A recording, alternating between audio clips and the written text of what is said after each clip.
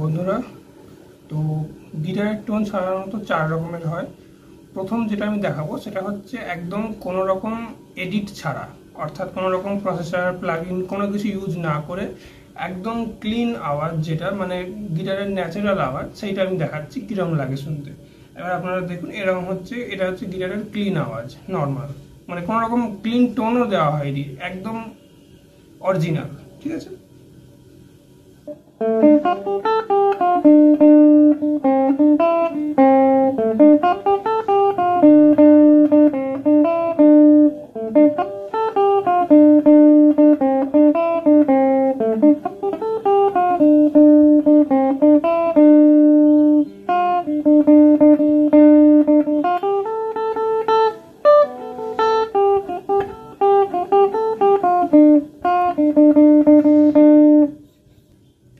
এটা হচ্ছে একদম কোনো রকম এডিট ছাড়া।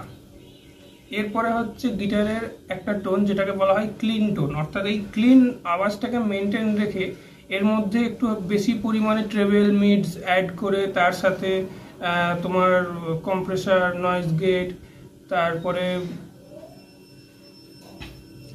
ইকুয়ালাইজার, তারপর রিভার্ব, তারপর ডিলে, তারপর ইকো ইত্যাদি নানা রকম এফেক্ট অ্যাড করার পরে ক্লিন টোনটা এরকম লাগে শুনতে।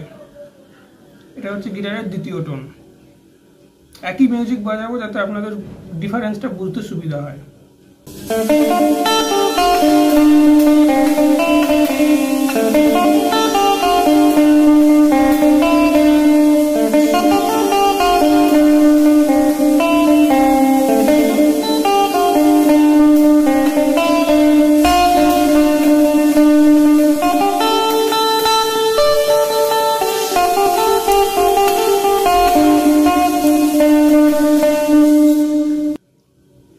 এরপর আমি যেটা দেখাবো সেটা হচ্ছে গিটারের ক্রাঞ্চ টোন, অর্থাৎ এইবারে ধীরে ধীরে ডিস্টরশনের দিকে যাচ্ছে।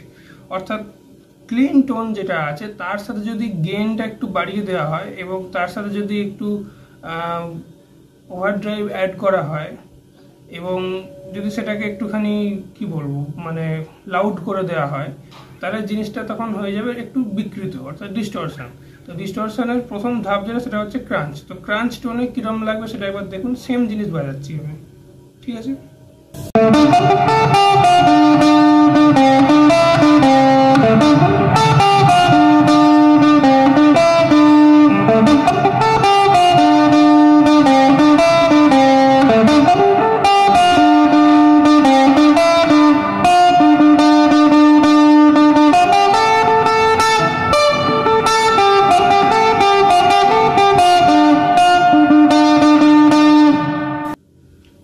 এরপরে হচ্ছে পিওর আপনাদের রক ডিস্টরশন টোন, যেটা যেটা আপনারা শুনে অভ্যস্ত, সেটাই আমি করব।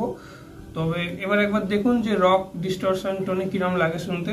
এবং এর প্রচুর ভ্যারিয়েশন হয়, প্রচুর রকম মেটাল টোন ডিস্টরশন টোন হয়, সেগুলো অত দিকে আমি যাচ্ছি না।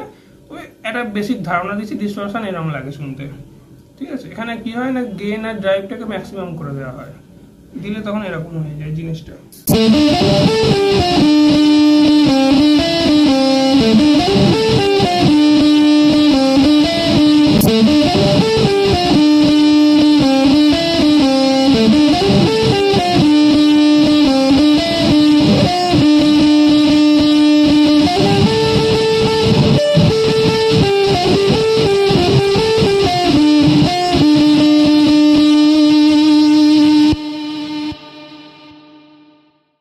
তো দেখা হচ্ছে পরের ভিডিওতে, দেখতে থাকুন বাংলা গিটার। হরে কৃষ্ণ।